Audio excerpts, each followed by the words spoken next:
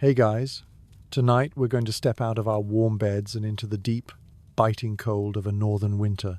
You're standing at the edge of a forest that seems to stretch forever, covered in a thick blanket of fresh, unmarked snow. It's so quiet you can hear the blood phasing in your ears. Your mission, should you choose to accept it, is to find your way not with a GPS, not with a map, but by reading the almost invisible stories left by the animals.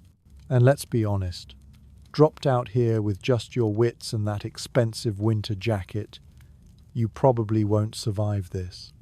The silence alone would drive you nuts in about 3 hours, long before the hypothermia kicks in. So, before you get comfortable, take a moment to like the video and subscribe, but only if you genuinely enjoy what I do here. Go ahead and post your location and what time it is where you are in the comments. It's always fascinating to see where everyone is listening from. Now, dim the lights, maybe turn on a fan for that soft background hum, and let's ease into tonight's journey together. The first thing you notice is the cold. It's not just cold, it's an active, stinging presence. It seeps through the seams of your gloves and makes the zipper on your jacket feel like a tiny bar of ice against your chin. The second thing you notice is the silence. It's a heavy, pressurized silence that pushes against your eardrums. There are no cars, no distant sirens, no humming refrigerators.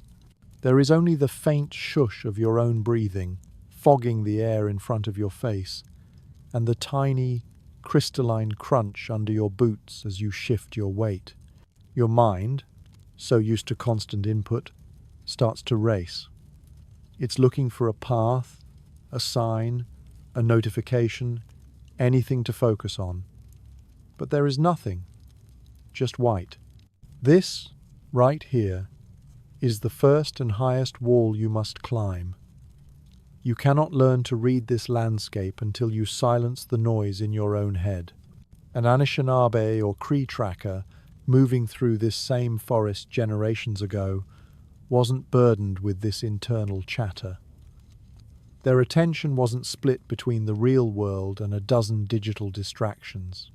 Their world was the world. Your mind is a searchlight, frantically darting around looking for something. Their mind was a calm, dark lake, waiting for something to ripple its surface. You force yourself to stop. You stand perfectly still, letting the cold settle onto your shoulders.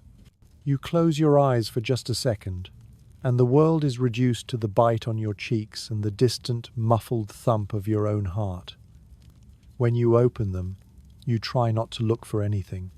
You just look. You receive. This is the first lesson. Observation is a passive act. You are not hunting for clues. You are inviting the clues to present themselves. You're staring at snow. But snow is a uselessly broad term. A key historical fact is that many indigenous cultures, particularly those in the subarctic, developed incredibly specialized vocabularies just to describe the snow. The Sami people of northern Europe, for instance, famously have dozens, if not hundreds, of distinct words for types of snow, ice, and their conditions. This isn't just a quirky cultural habit, it's a vital survival tool. You can't read a book if you only know one letter of the alphabet. You're looking at a white blanket, but a seasoned tracker sees pukak, the dry, powdery, crystalline snow that won't hold a track. They see sikok, the wind-beaten, crusted snow you can walk on top of. They see aput, the generic term for snow just lying on the ground. You realize, with a sinking feeling, that you are profoundly illiterate in this environment. You try to compensate by squinting, scanning the horizon so intensely you look like you're trying to read the bottom line of an eye chart from a mile away. You see nothing, just trees and snow. But is it empty? This feeling of emptiness is a modern illusion. Your brain is trained to spot movement, bright colors, and human-made shapes. This world is all nuance, texture, and shadow. You begin to notice things. The snow isn't uniform. Over there, by that cluster of skeletal birch trees, the wind has carved the drifts into sharp, delicate ridges, like miniature sand dunes. You see the snow clings thicker to the north side of the dark pine trunks, a tiny natural compass. You notice a place where a clump of snow, heavy from yesterday's brief thaw, has fallen from a high branch, leaving a chaotic splash pattern below.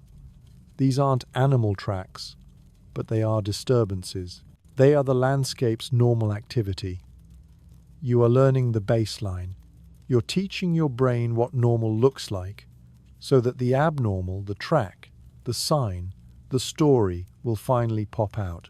You're practicing a form of total environment awareness, and historians still argue whether this skill, possessed by master trackers, was a kind of innate, almost supernatural sixth sense, or simply the result of a lifetime of hyper-focused observation. Was it intuition, or was it just incredibly fast data processing, honed by a 10,000-hour rule where the final exam was starvation? You suspect it's a bit of both. The rational mind sees the broken twig, but the intuition feels the haste of the creature that broke it. A quirky little tidbit from history comes to mind: the debate over ancient color perception. Some scholars, like William Gladstone in the 19th century, famously argued that ancient peoples, like the Greeks, didn't perceive colors the same way we do. He noted Homer describes the sea as wine dark, not blue. While that theory is heavily debated, it applies here. You see a forest. A tracker from the Penobscot or Abenaki Nation would see a pharmacy, a grocery store, and a hardware shop, all disguised as trees. You have to unlearn forest and snow and learn to see spruce gum, willow bark, wind crust, and powder drift. Your nose starts to run from the cold. A single, clear drop escapes and lands on the snow, melting a tiny, perfect crater. You've just made your first sign. It's not very impressive, but it's a start. You're so cold, you're pretty sure your ancestors from a few millennia ago are looking down, shaking their heads, and wondering how their genetic line survived this long. He doesn't even know which way the wind is blowing, one of them whispers, deeply disappointed. But then, as you take one last deep breath of the sharp, metallic air, the silence finally pays you back. You've quieted that inner monologue, that incessant scrolling feed of modern anxiety. And in that new, cold, patient silence, you finally see it. It's not dramatic. It's not a giant paw print from a wolf. It's just a tiny, almost insignificant disturbance in the powder about 20 feet away, near the base of a fallen log. A slight depression, a faint drag mark. It's not just a hole, it's the beginning of a sentence. You move toward the small disturbance, your boots sinking deep into the powder, creating loud, clumsy craters. Crunch, plunge, crunch, plunge. You feel like a giant, smashing your way through a delicate porcelain world. Already you've probably obliterated a dozen other, more subtle signs just by walking over here. You kneel beside the spot you saw, your knees instantly soaking through with damp cold. Up close, it's underwhelming. It's not a footprint. It's not a clear, crisp paw print like you see in cartoons. It's just a scoop, a shallow trough in the snow, with a faint drag mark leading from its edge and disappearing under the log. This is the second lesson, and it's a big one. A track is not just the print. For a master tracker, the footprint itself is often the least interesting part of the story. The full track is the combination of all disturbances. It's the broken twig, the displaced moss on that log, the scat, the urine stain, the faint spray of snow kicked up, the smell. You're not following a dotted line of footprints, you're reading a paragraph. You, with your modern brain, are trying to read Moby Dick by only looking at the letter E. It's not going to work. You lean closer, ignoring the snow melting into your gloves. You see the main trough, but now you also see the edges. The snow here is still fluffy, the tiny crystals sharp and distinct. This disturbance is fresh, very fresh, maybe within the last hour. The drag mark is just a faint line, as if a small, heavy bag was pulled for a few inches. You look up, scanning the log it disappears under. Your eyes, now slightly more attuned since your little meditative quiet time, catch something else. On the rough, dark bark of the log, a tiny piece of wood has been splintered. It's a fresh break. The wood inside is starchy and white, not grey and weathered like the rest of the log. It's at the same height as the snow trough. So, something came out, or went in, and brushed the log, breaking a twig. You're building the story. You stand up slowly, scanning the area around the log, and then you see it. A few feet away, partially hidden by a drift, are a few dark oblong pellets. Scat. You found scat. Your friends back home are currently agonizing over which oat milk to use in their latte, and you're here getting genuinely excited about finding frozen animal droppings. You've definitely turned a corner. You carefully prod the scat with a stick. It's frozen solid, which tells you, well, not much, given that the air temperature is well below freezing.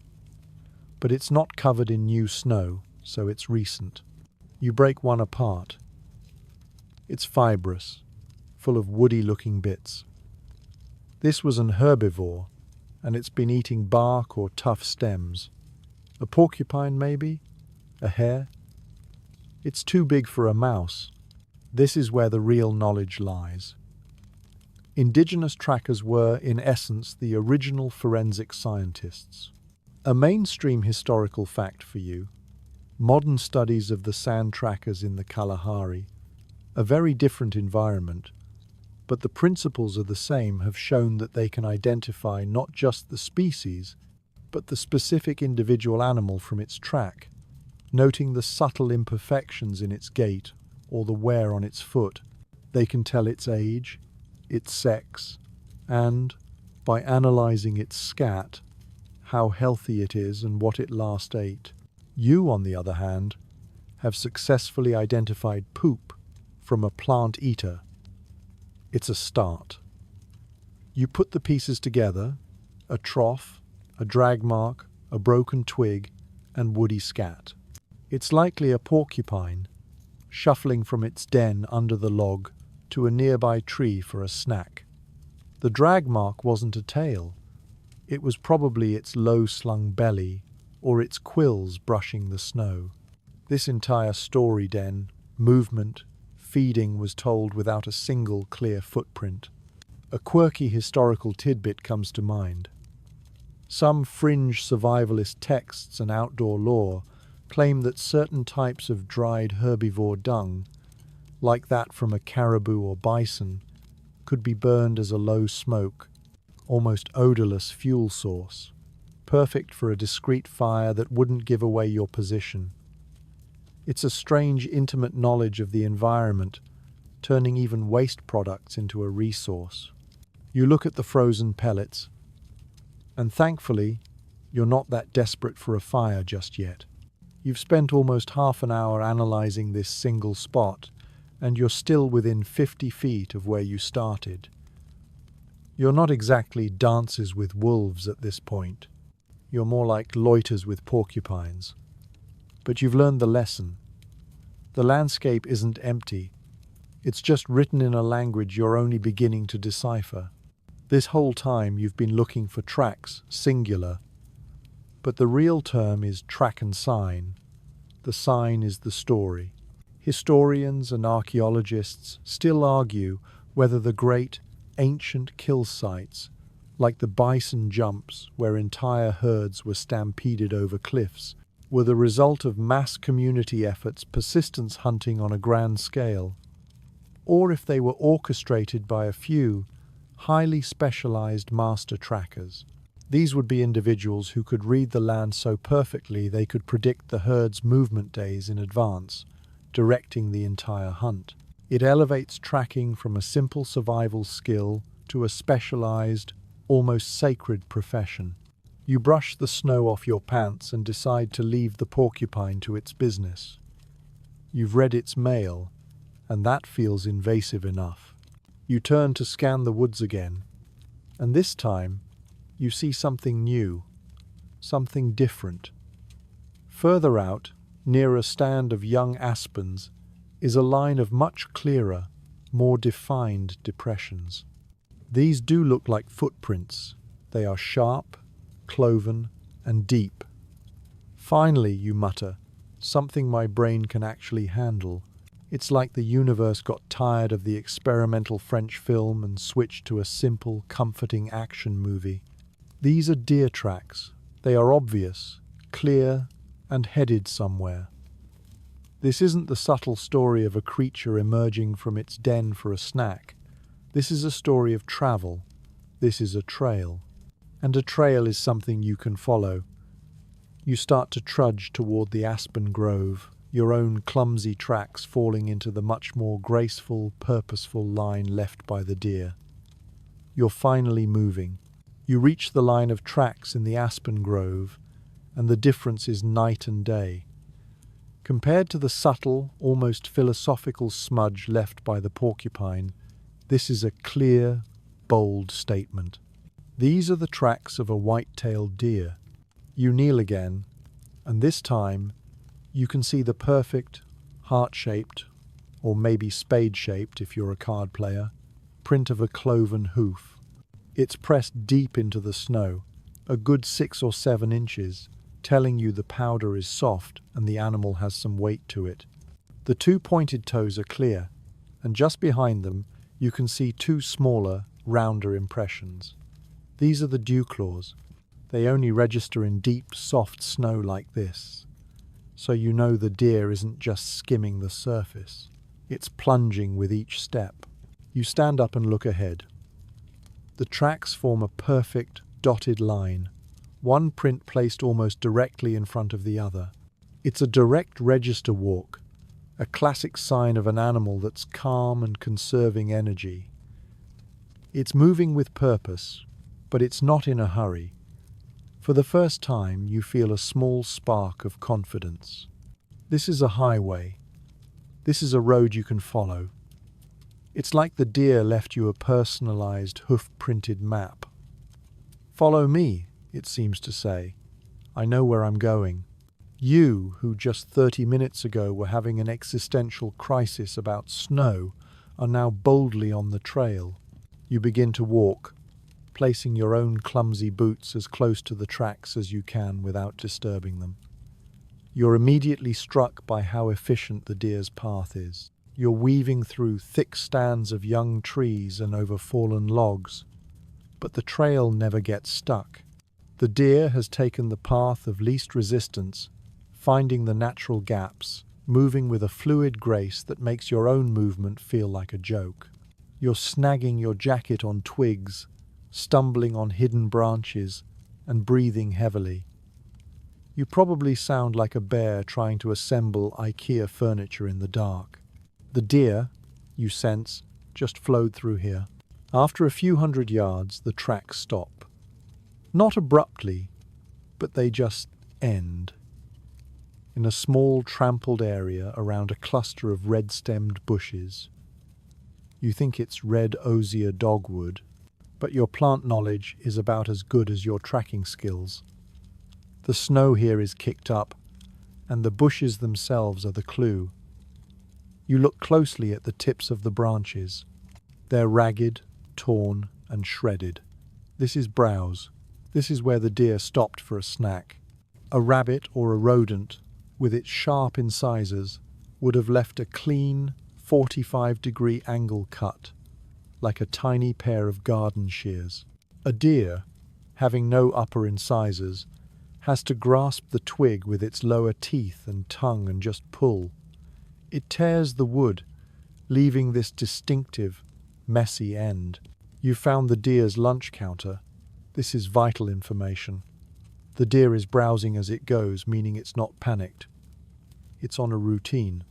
You're not following a terrified animal. You're shadowing a local resident on its way home from the grocery store.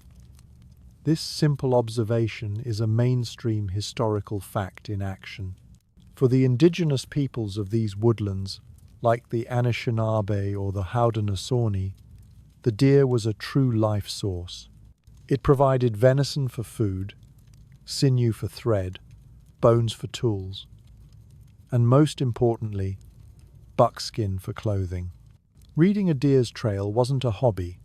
It was the act of finding your family's next meal and new pair of shoes. The ability to read calm browsing versus panicked flight was the difference between a successful hunt and a wasted, hungry day. You keep following. The trail starts to climb a gentle ridge. And here, you notice something else about where it feels safe. The deer is not walking on the exposed peak of the ridge, nor is it blundering through the deep drifts in the gully. It's walking about 2/3 of the way up the slope, on the side that's sheltered from the wind. The snow is shallower here, making walking easier, but more importantly, it has cover from the trees above, and it has a clear view of the open gully below. It's moving through the edge, the transition zone between two habitats. Animals, like people, love the edges. They offer the best of both worlds, safety and opportunity. Historians and scholars still argue whether the massive deer populations we see today are a modern phenomenon. Some argue that pre-contact North America had fewer deer, as apex predators like wolves and mountain lions, along with sophisticated indigenous hunting, kept their numbers in a perfect, natural balance. Others posit that indigenous land management, especially the use of controlled burns to clear undergrowth and promote new, tender plants, actually created ideal deer habitat, supporting populations just as large, if not larger, than our modern, suburb-fed herds. It's a debate about whether the untouched wilderness was truly wild or a carefully managed garden. As you ponder this, you're reminded of a quirky little tidbit about the deerskin trade. On the American frontier, buckskins became so valuable and such a common medium of exchange that they became the standard for setting prices. A good prime deerskin was the baseline unit of value. This is almost universally believed to be the origin of the slang term buck for $1. You're not just following a deer, you're following the original dollar bill. It kind of makes you respect its casual, meandering confidence even more. The trail dips down from the ridge, and you find a bed. It's a perfect oval depression in the snow, melted and compressed flat. You can see the faint outline of the deer's body, where it curled up, its own body heat melting the snow right down to the leaf litter. You touch the spot. It's not warm, but it's far less cold than the surrounding snow. The deer rested here, and it rested for a while. Again, you check the location. It's not random. It's tucked into the base of a dense cluster of pine trees, their low-hanging boughs blocking the wind completely. From this spot, the deer could see and smell anything approaching from the open woods in front of it. It chose its bedroom with the skill of a master strategist. You're tempted to curl up in it yourself, just to see what it feels like, but it's probably damp and smells strongly of, well, deer. You decide to pass. You're getting a picture of this animal. It's calm, it's healthy, it knows this forest intimately. It's not just surviving, it's living here, and doing it well. This deer highway has taught you more in an hour than the porcupine's cryptic note ever could. But as you stand up, brushing the snow from your knees, your eyes now trained to see disturbances catch something else. A different story entirely, cutting right across the deer's confident path. It's a frantic, bounding, almost chaotic set of tracks. They're small, and the pattern is completely different. This new trail is not a highway. It's a panicked dash. You squat down, your eyes tracing this new, chaotic pattern. It's completely different from the deer's steady, plodding trail. These tracks are in clusters of 4. There's a leap of clear snow, maybe 3 or 4 feet, and then another cluster. Bound, bound, bound. It's the signature gait of a rabbit, or more likely, given this deep snow and northern forest, a snowshoe hare. You lean in, trying to make sense of the cluster. You see 2 small, side-by-side divots. And then, a few inches in front of them, 2 much larger, deeper impressions, also side by side. This is the key. You're seeing the gait in action. The rabbit lands with its small front paws first, and then, in a powerful spring, swings its huge, snowshoe-like hind feet up and over, landing them in front of where its front paws were. It's essentially leapfrogging itself, over and over. The pattern points in the direction the large hind feet are in front. This animal is moving like a frantic, furry slinky. You contrast this immediately with the deer's path. The deer was a picture of calm efficiency, each hoofprint landing almost on top of the last, a direct register walk that saved every possible calorie. This rabbit, however, is burning fuel like a drag racer. This pattern isn't a walk, it's a nervous dash. You look at the distance between the bounds. The intertrail, as trackers call it, is stretched out.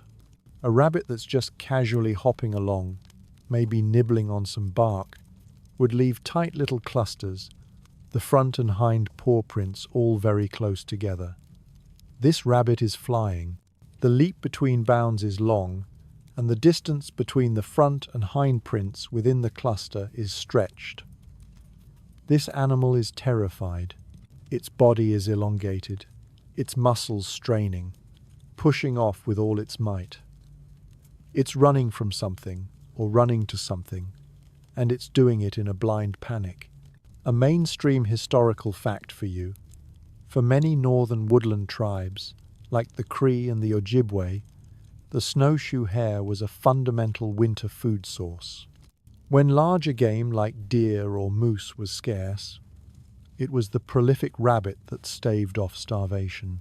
They were so important that entire hunting strategies were built around them, not by chasing them an impossible, exhausting task, as you're now seeing, but by understanding their habits. A hunter would find a rabbit run, a path like this one that the animal uses regularly, and set up a series of subtle, ingenious snares. The ability to read this frantic track, distinguish it from a casual hop, and identify the highway it used to escape, was a critical survival skill. You wouldn't chase the fear, you'd exploit the habit. You stand up and follow the frantic bounds, your own clumsy steps feeling even more oafish next to this display of lightweight panic. The trail is erratic. Where the deer followed the contour of the land, the rabbit seems to defy it. It zigzags for no reason you can see, darts under a ridiculously low-hanging spruce bough, forcing you to detour around it with a sigh, and crosses an open patch of snow in a desperate-looking blur. It's pure nervous energy imprinted on the snow. You're learning to read not just the species, but its emotional state. The deer was calm and browsing. This rabbit is freaking out. You're reminded of a quirky and slightly gross tidbit about rabbit survival. Rabbits and hares are famous for being able to survive on a diet of incredibly tough, woody browse, stuff that a deer might even pass up. How do they extract enough nutrients? They practice something called coprophagy. They essentially digest their food twice. They produce a special, soft, nutrient-rich dropping called a cecotrope, which is different from the hard little pellets you normally see, and they eat it directly as it emerges. It's an incredibly efficient, if unappetizing, way to absorb every last bit of B vitamin and protein from a sparse winter diet. You eye the trail, almost hoping you don't find any scat now, as you're not sure you could look at it without gagging. This rabbit's panic is palpable, and it's intrinsically linked to its predators. Historians and ecologists still argue whether the famous 10-year population cycle of the snowshoe hare is a purely natural phenomenon. Every decade or so, the hare population explodes, and their main predator, the Canada lynx, explodes with it. Then, the hares, having eaten themselves out of house and home, crash, and the lynx population follows. Some scholars suggest these cycles were exacerbated by the intense pressures of the 19th century fur trade, which disrupted the delicate balance by trapping both predator and prey in enormous numbers. It's a classic chicken or egg debate. Did the land shape the cycle, or did human intervention throw it into high gear? You follow the bounding tracks for another 50 yards, and then the story changes dramatically. The neat, four-print clusters vanish. In their place is a chaotic splash of snow, a wide, messy disturbance. It looks like a small bomb went off. The snow is kicked up in every direction. You see the rabbit's tracks leaving this spot, and the distance between the bounds is now almost impossibly long. You also see something else. A faint, delicate brush mark in the snow, right at the edge of the explosion. It's the unmistakable, feathery imprint of a wingtip. You piece it together. The rabbit was dashing. From above, silent as the snow itself, a predator, a great horned owl, maybe a goshawk dove.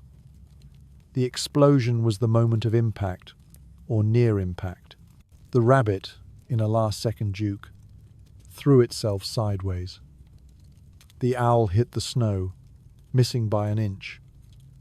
You can see the wing marks where it recovered and pushed off again, empty-taloned. The rabbit's departing tracks are no longer just panic.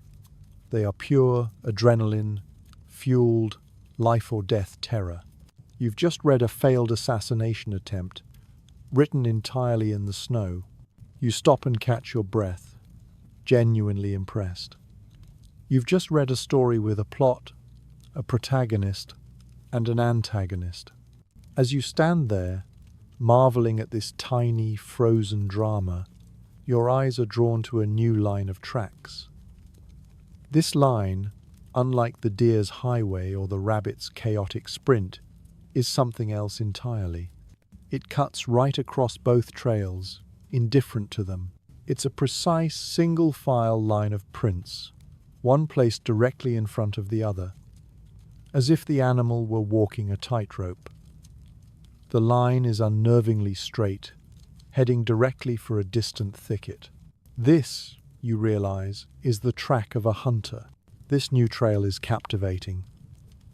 It's so neat, so deliberate, it almost looks artificial.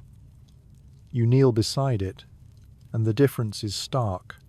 Where the deer's hooves were heart-shaped and plunging, these prints are small, dainty, and oval. You can just make out the 4 toe pads and the small, pinprick marks of claws that registered in the snow. But the print itself isn't the amazing part. The amazing part is the pattern. The tracks are in a single, perfectly straight line. It's as if the animal was walking a tightrope, placing one foot directly in front of the other, over and over, with obsessive A-list supermodel precision. This isn't a walk. It's a direct register trot. And it's the unmistakable signature of a red fox. As the fox trots, Its hind foot lands exactly in the impression just made by its front foot on the same side. This two-step one-print trick does two brilliant things. First, it's quiet. The fox only has to make one crunch in the snow, not two, for every full step. Second, and this is the real genius, it is the absolute peak of energy conservation. You stand up and look at the trail stretching into the distance. It's a line of surgical precision. You contrast this with the other animals you've been following. The deer, a prey animal, was also conserving energy with its own direct register walk, but its trail meandered. It curved to follow the easiest path. It stopped to browse. It detoured to a safe bedding spot. The rabbit, also prey, was pure chaos. Its trail was a frantic, zigzagging graph of its own terror, spending calories like a billionaire on a weekend bender. This fox trail, however, is the exact opposite. It is pure, focused, economic purpose. This is a predator, and a predator's entire life is a ruthless calculation of calories spent versus calories gained. This fox is likely hunting, and its primary prey in this deep snow is mice and voles, creatures living in a secret world of tunnels beneath your feet. To hunt them, the fox can't just look. It has to listen. It has to move silently, focusing all its senses on the faint rustles and squeaks coming from under the snow blanket. This straight-line trot isn't just a walk, it's a hunting tool. It minimizes noise and, most importantly, it minimizes effort. Every step that deviates from this perfect, efficient line is wasted energy. It's a calorie taken from the profit column of its survival budget. You, stumbling along, wasting heat, are a picture of inefficiency. This fox is a master accountant of its own life. A mainstream historical fact for you: the red fox is one of the most widespread carnivores on the planet, and it has a long, complicated history with humans. In many indigenous North American cultures, the fox is a classic trickster figure like the coyote, but with a different flavor of cunning. He is clever, sly, and often teaches a valuable lesson by being, for lack of a better word, a complete menace. Because foxes are mesopredators, they thrive in edge habitats, the transition zones between deep forest and open land that humans are so good at creating. This meant they were a constant presence around villages, competing for small game like rabbits and grouse, but also providing a source of incredibly dense, warm fur. You follow the line, finding it hypnotic. It cuts straight across the deer's highway without a second glance. It bypasses the crime scene of the rabbit and owl skirmish, apparently uninterested. This fox is on a mission. Its focus is absolute. You're pretty sure this animal is more dedicated to this single straight line than you've ever been to any of your New Year's resolutions. This intense focus brings to mind a quirky, almost mystical tidbit of folklore. You've heard of foxfire, that faint, eerie green glow you can sometimes see in forests on a dark night. It's not actually from a fox, of course. It's bioluminescent fungi growing on decaying wood. But in many cultures, its name is tied directly to the animal. In Finland, the aurora borealis is called revontulet, which literally translates to foxfires. The myth was that a great Arctic fox ran across the snowy fells, and its tail, striking the snowdrifts, sent sparks up into the sky to create the northern lights. It's a perfect metaphor, a creature of silence and efficiency, yet so mythic that people assigned it the power to set the very sky on fire. Historians and ethologists still argue whether the fox's legendary cunning is a sign of true, high-level consciousness, or simply a set of highly complex, pre-programmed instincts. When a fox learns to navigate a city, or figures out a complex latch on a chicken coop, Is it thinking and problem-solving in the human sense? Or is it just running an incredibly sophisticated evolutionary software that makes it a perfect, adaptable hunting machine? Looking at this trail, which is so perfect it seems almost robotic, you lean towards sophisticated software. But then again, it's a better designed program than anything you're running right now. The trail leads you into a dense thicket of pines, the boughs so low they brush your shoulders, dumping little avalanches of cold powder down your neck. The fox, of course, slipped under them without disturbing a single needle. You're starting to feel personally insulted by this animal's grace. And then the trail stops. It just ends. You see the last 4 or 5 prints, and then you see a massive, chaotic crater in the snow, like the rabbit and owl scene, but different. This one is deeper, more focused. It looks like a diver entering the water with almost no splash. You see the impression of the fox's 2 front paws, its nose, and a slight brush from its tail. It's the plunge.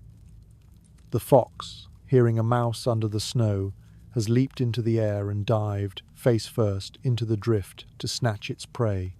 Did it get it? You look closer.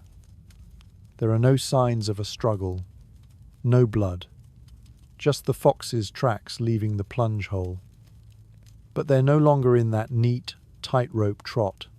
They're a slower, walking gait. The prints now staggered, not in a single line. The fox has broken its hunting mode. It's either carrying its prize or, having missed, it's resetting and moving on. You've just read the story of the hunt, the attack, and the aftermath. But as you're analyzing this new, slower gait, you notice something about the snow itself. The prints and the snow around them look different. They don't look as fresh as they did a minute ago. You're confused. This doesn't make sense. The fox trail felt so present. But as you stare at the prints leading away from the plunge hole, you realize your brain has been playing tricks on you. The edges of these tracks aren't sharp. They're not the crisp, vertical cliffs of a fresh print. They are slightly rounded, almost blurry. It's as if someone took a high-definition photograph of the track and then smeared it with a thumb, just a little. You realize you've been following a ghost.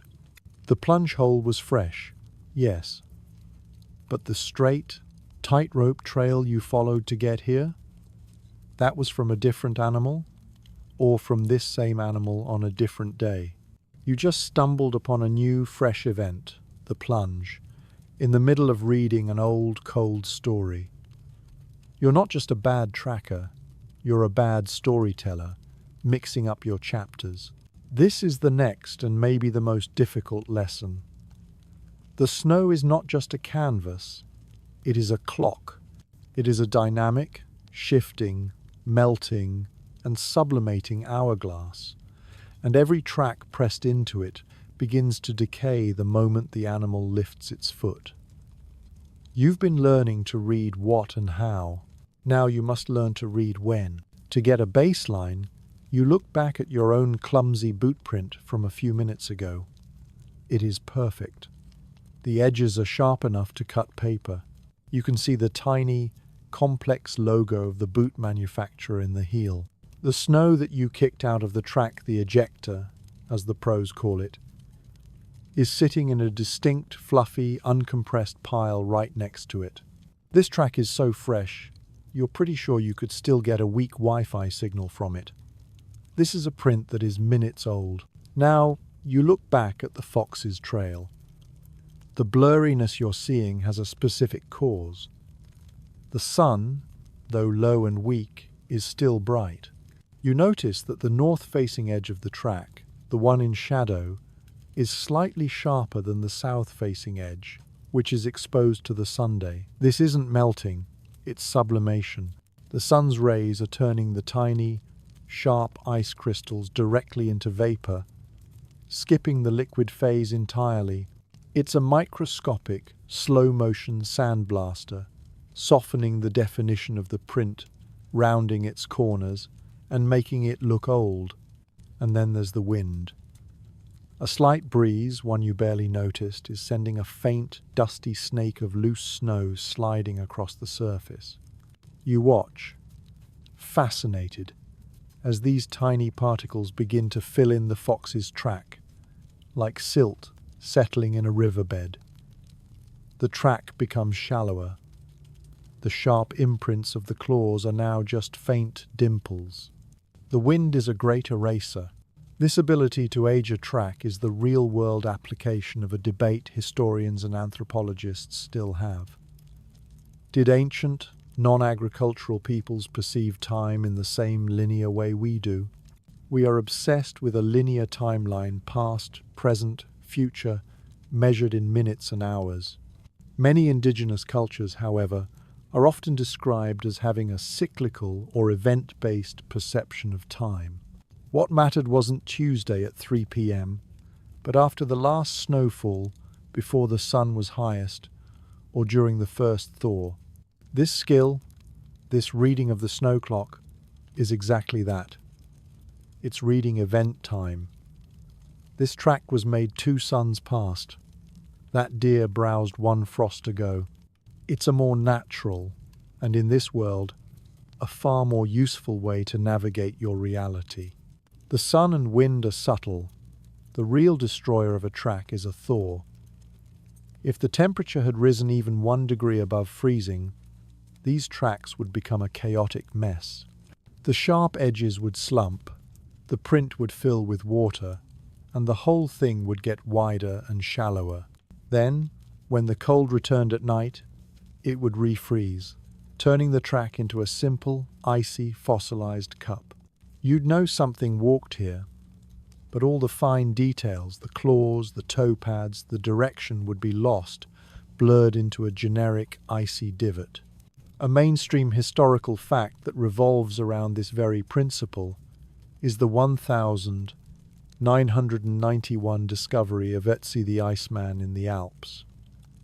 He wasn't found in snow, but in glacial ice.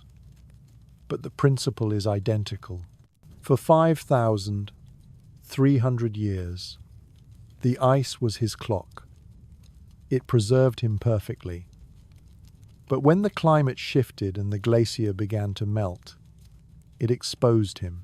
Scientists could read the signs on and around his body, the pollen in his stomach, the state of his copper axe, the arrowhead in his back to tell not just when he lived, but the very season, and almost the very day, he died. The ice and snow, for those who can read it, are the ultimate, incorruptible timekeepers. You stand up, a little humbled by your mistake. You've been following a day-old trail. This brings a new, unsettling thought. A quirky weather tidbit you once read about comes to mind. Snow rollers. This is a rare, bizarre phenomenon where strong winds blow over a flat, snowy surface, gradually rolling up the snow into large, hollow cylinders. They look like giant, ghostly hay bales or nature's abandoned snowgamats. It's a perfect, unsettling reminder that the wind doesn't just erase signs. It can move things around and create its own strange, almost animal-like tracks. The wind is, in fact, picking up now. The breeze is no longer gentle. It's a steady, hissing flow, and the snow snakes are becoming a fine, white fog at ankle level. You look down in dismay. The fresh plunge hole from the other fox, the one you stumbled upon, is already starting to soften. The wind is filling it in, right before your eyes. The snow isn't just a clock, it's an etch-a-sketch, and the wind has its hand on the knobs, giving it a good, hard shake. This raises a new and much more terrifying question. You've been learning to read prints, but what happens when the wind erases them completely? How do you follow a story when the page is being ripped from the book as you read it? The wind is a new character in this story, and it's an angry one. It's no longer a gentle breeze. It's a steady, scouring force. It's coming from the northwest, and you can feel its biting, granular breath. It's not just blowing the snow, it's moving the landscape. The fine, dusty powder you were standing on is now a moving river, a white fog that rises to your shins and makes the world ahead look like a badly tuned-in television from the 90 seconds. You look down at the fox tracks you were so intently studying. They are gone, not fading gone. The wind has filled them in, smoothed the edges, and buried them under a new, pristine, rippling drift. In the span of about 2 minutes, the entire page has been wiped clean. This is a new, cold kind of panic. You've just spent all this time learning a new language, only to have the alphabet abruptly outlawed. You look for the deer's highway. Gone. You look for the rabbit's frantic dash. Gone. You look back for your own tracks, and they are already half full, the sharp edges of your boot heels blurring into indistinct, shallow depressions. You realize with a jolt that if you were to walk for 20 minutes in this, you could turn around and find no trace of your own path. You would be utterly, completely lost. The wind is a deceiver, and it's not just erasing the animals' stories. It's erasing yours. You're forced to stop, turn your back to the wind, and just think. Footprints are a luxury. They are fair weather, low wind, easy mode tracking. This is the real thing. This is the hard mode, permadeath setting of winter survival. How do you follow something that leaves no mark? You have to change your entire search image. You're no longer looking on the snow. You're looking in it, under it, and through it. You are looking for the signs the wind cannot erase, the clues that are windproof. You start scanning the environment with this new filter. What does the wind not move? It doesn't move trees. It doesn't move bushes. It doesn't move rocks. And it doesn't move stains. You scan the base of a large pine and you see it. A patch of snow that isn't white. It's a splotchy, sulfuric yellow. You trudge over, the wind shoving at your back. It's a urine mark, and a big one, probably from the deer whose tracks you were following. The snow inside the stain is hard, almost solid ice, and it has melted a small, distinct crater. This tells you 2 things. 1, the deer was here. 2, it was here long enough ago for the warm, salty liquid to melt the snow and then refreeze solid. This isn't a fresh sign, but it's a permanent one. The wind can blow all it wants, but it can't blow away yellow. It's a signpost bolted to the ground. Now that you're looking for color, you start seeing other things. Near the base of another tree, you see a small, dark speck on the snow. Then another, and another. It looks like someone spilled a pepper shaker. You lean in, thinking it's dirt. But the specks are moving. They are jumping, just tiny, almost imperceptible pings. This is a quirky little tidbit of nature. You're looking at snow fleas. They aren't fleas at all, but tiny, primitive insects called springtails. They live in the soil and leaf litter, and on mild, sunny winter days, they sometimes migrate en masse to the surface of the snow. They are completely harmless, but they are a sign. They tell you the ground underneath is not frozen solid, that there is life and decomposition happening just below the surface. A fox or a weasel would know this. They'd know this is a good place to listen for the mice and voles that also live in that subnivean, under-snow world. You've just found a potential lunch menu, just by spotting a patch of animated pepper. You're starting to get it. You have to look for the things that are out of place. You trudge over to that aspen grove where the deer was browsing. The tracks are gone, but the browse marks are not. The torn, ragged ends of the dogwood branches are a beacon. The wind can't fix a broken twig. This, right here, is a more reliable sign than a footprint ever was. You see where the deer nipped, and you see which way the torn stems are pointing, giving you a general, if vague, direction of travel. What about scat? The wind can bury scat, but it can't erase it. You walk along the line the deer's highway used to be, but now you're not looking at the snow surface. You're looking for suspicious mounds. You're looking for a slight oblong lump in the otherwise smooth, wind-scoured drift. You see one. It's subtle, just a slight rise in the snow. You kick it with your toe. Nothing. You kick another. Nothing. You kick a third and a small cascade of frozen dark pellets tumbles out. The deer's droppings. They were hidden under a 2-inch drift, but they were there. You've just found the trail again, not by sight, but by a combination of memory and informed lump kicking. It's not the most elegant tracking method, but it works. This reliance on scat and other non-track signs is a mainstream historical fact central to the survival of Plains Indian cultures. When hunting bison or buffalo in the winter, especially during a whiteout or blizzard, a footprint was useless. But buffalo chips, their large, dry dung patties, were not. A hunter could find a chip, even buried, and know the herd was near. They could even tell how fresh it was by its temperature, moisture, or how frozen it was.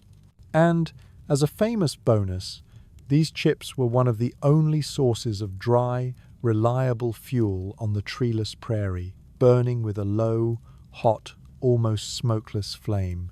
The sign of the animal was also the fuel to cook it. It's a perfect, closed loop of survival. You're now tracking in 3D. You're looking high for broken branches, eye level for fur snagged on bark. You find a single white hare's fur tuft snagged on a raspberry cane, and low for buried scat and browse. This brings up a fascinating debate that paleoanthropologists still argue about. Could early humans have even practiced persistence hunting in deep snow? Persistence hunting, the strategy of jogging after an animal until it collapses from heat exhaustion, is what we humans, with our sweaty, naked ape bodies, are built for. But in a northern winter, it's a different game. The prey isn't as likely to overheat, and the hunter, you would expend a catastrophic amount of energy plunging through drifts. Some argue it was impossible, that winter hunting had to be about this kind of subtle sign reading, about ambush, snares, and sophisticated prediction. The wind's deception, in this view, is what forced the evolution of human intelligence, compelling us to rely on our brains, not our brawn. You're starting to feel a tiny bit smarter. The wind is still howling, but it's no longer your enemy. It's just a filter. It's the thing that removes all the easy, obvious answers, forcing you to find the better, more permanent ones. As you scan the white, rippling landscape, your eyes, now trained to look for anything out of place, catch a new and very strange sign. Over by a thicket of spruce, there's a hole in the snow, but it's not a footprint. It's a perfect, delicate, funnel-shaped plunge, surrounded by the faintest brush marks, like a tiny snow angel. You approach the strange hole cautiously, half expecting something to burst out of it, but it's silent. You kneel, and this is clearly not the violent, focused plunge of the hunting fox. The hole itself is small, maybe just a few inches across, but it's the area around it that tells the story. On either side of the hole, the snow is brushed with an impossibly delicate feathery pattern. They are the unmistakable imprints of a bird's primary feathers, spread wide to break just before impact. This wasn't a crash, it was a landing, a very, very specific kind of landing. You search the surrounding snow for tracks leading to or from this spot. There are none. Not a single bird track, not a fox print, nothing. The wind has scoured the area, but you're now a windproof tracker. You know what to look for, and there is nothing. This means the creature didn't walk here. It arrived from the sky. It landed, and then it vanished into the hole. You're looking at a plunge hole. This is the signature of a ruffed grouse, or perhaps a ptarmigan, and it's one of the most brilliant and frankly unhinged survival strategies in the northern woods. You've just found a bird's bedroom. The grouse, facing a night where the temperature will plummet to a life-endingly cold degree, doesn't try to find a thick branch. The open air, even in a dense pine, is a terrible place to sleep. It's too exposed. So, it does the logical in an insane way thing. It flies up, stalls, and dives head, first into a deep, soft snowdrift. It's the most aggressive form of getting into bed you've ever seen. Once inside, it's not done. It doesn't just sit in the hole. It will often tunnel a foot or two horizontally, creating a small, comfortable snow cave, a kiepi, as the Finns call it. And in there, it is perfectly safe and warm. This is the mainstream historical fact of snow roosting. The snow itself is a phenomenal insulator. While the air temperature outside might be minus 30 degrees, the temperature inside the grouse's little snow fort, warmed by its own body heat, can be a balmy 25 or 30 degrees above zero. It's a self-made, disposable, perfectly insulated igloo for one. You stare at the hole, realizing the bird is probably still in there, just a foot or two beneath the snow you're standing on, fast asleep. You could, in theory, stomp your foot or, well, that would be a very rude and probably fatal awakening for the bird. You resist the urge. This creature has it hard enough. For the indigenous hunters of this land, finding these plunge holes was a critical winter skill. A grouse, fat and protein-rich, is a valuable meal. A hunter could spot this subtle sign, know a bird was sleeping inside, and with a quick, decisive stomp, secure a vital source of food with almost zero energy expended. It was the original fast food delivery, courtesy of some very strange bird behavior. You're impressed by the bird's audacity. But then you think about its diet. A quirky tidbit about the ruffed grouse is its winter menu. It survives almost entirely by eating the frozen, fibrous buds of trees like aspen, birch, and willow. This is a diet with all the nutritional value of, and is probably about as pleasant to eat as a cardboard box. To deal with this, the grouse has a specialized digestive tract, including a large gizzard, but it doesn't stop there. The grouse actively eats small stones and grit, which it stores in that gizzard. The muscular gizzard then uses these stones to physically grind the woody buds into a digestible pulp. It's like having a little rock tumbler in your stomach, just for making terrible food slightly less terrible. So, this creature is tough. It eats rocks and sleeps in a self-made snow tomb. You notice something else, or rather, the lack of something. There are no tracks around the hole. But a grouse has to get to the plunge hole, right? Sometimes. But often they plunge directly from the air. You wonder, why aren't there grouse tracks everywhere? The other part of their winter adaptation is that they grow pectinations. These are small, comb-like, fleshy growths on the sides of their toes. They are, in essence, built-in organic snowshoes. These combs dramatically increase the surface area of their feet, allowing them to walk on top of the softest, fluffiest powder snow without sinking in.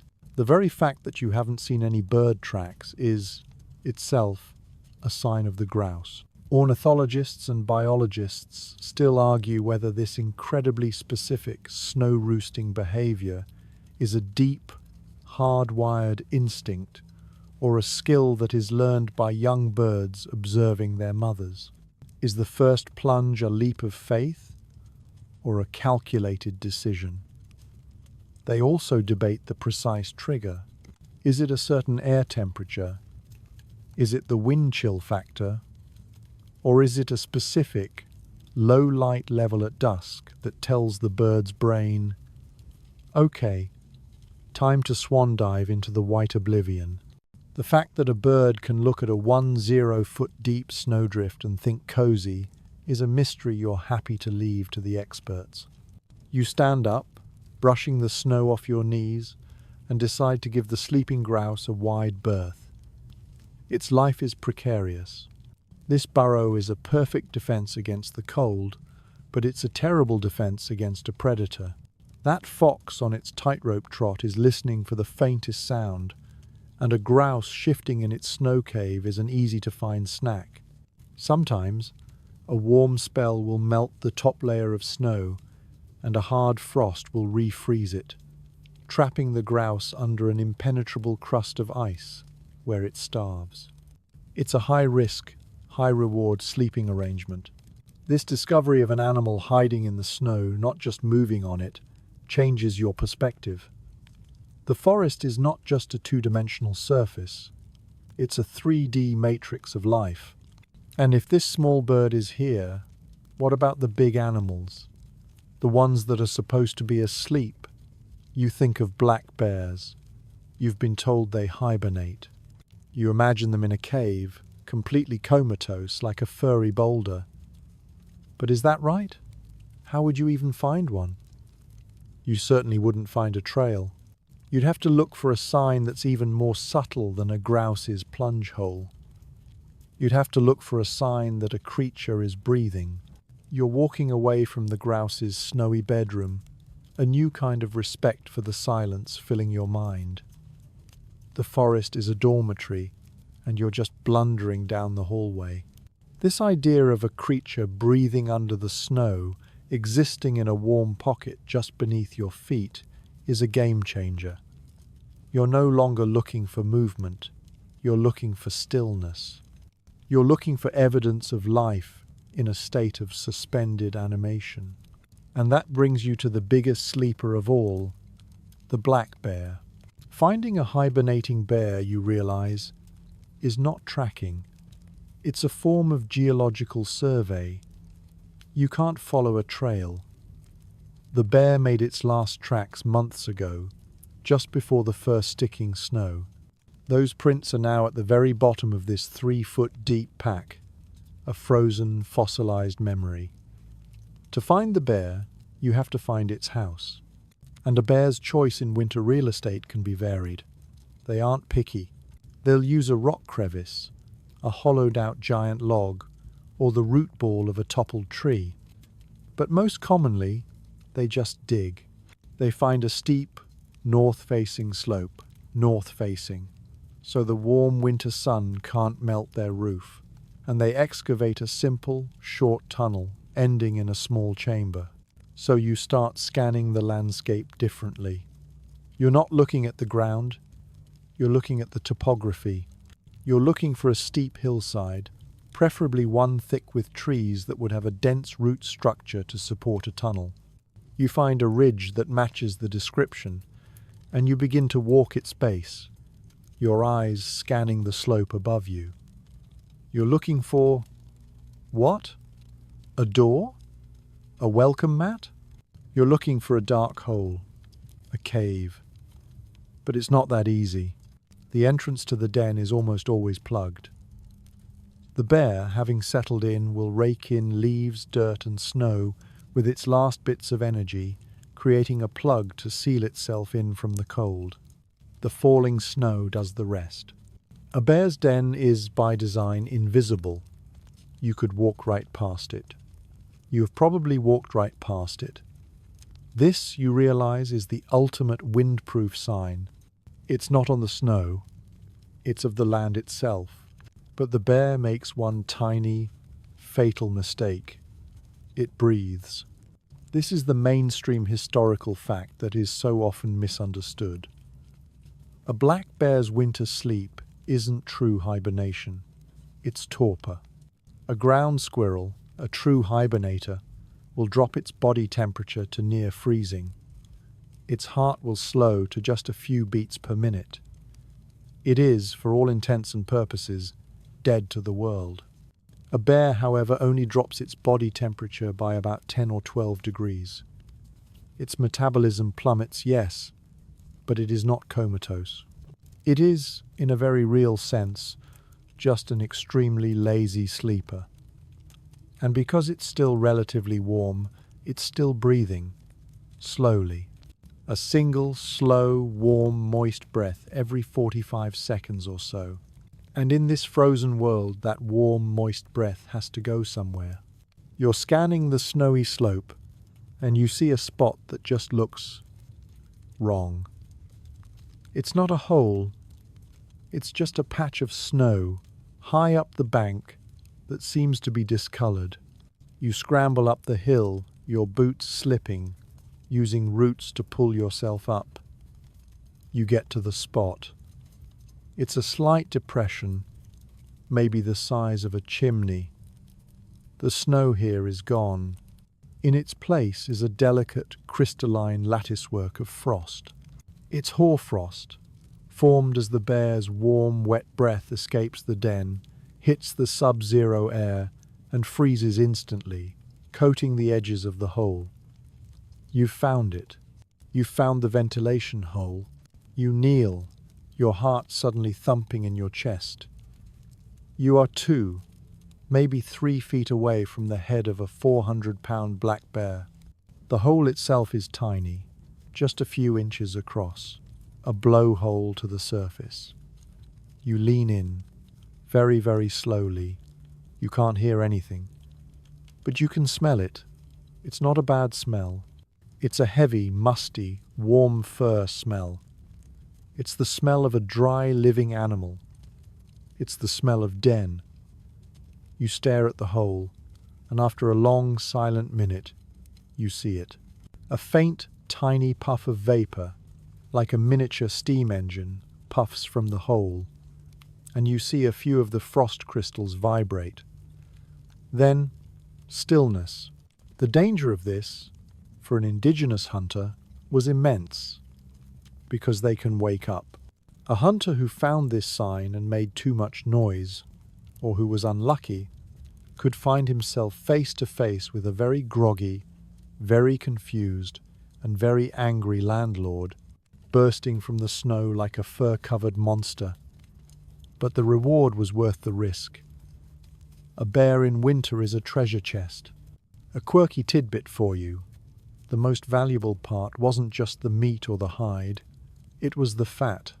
Rendered bear grease, or bear oil, was a pan-continental commodity for centuries. It was a high-calorie, stable cooking fat. It was a perfect, waxy substance for waterproofing leather moccasins. It was used to rust-proof iron tools and firearms. And, perhaps most famously, it was the 19th century equivalent of hair gel. Men, and women, would use purified, often scented, bear grease as a pomade, creating those slick, shiny hairstyles you see in old portraits. You're literally kneeling above a buried vat of 19th century hair care product. This reverence for the bear, this mix of terror and profound utility, is ancient. Historians and archaeologists still argue whether the cave bear cults of Paleolithic Europe were real.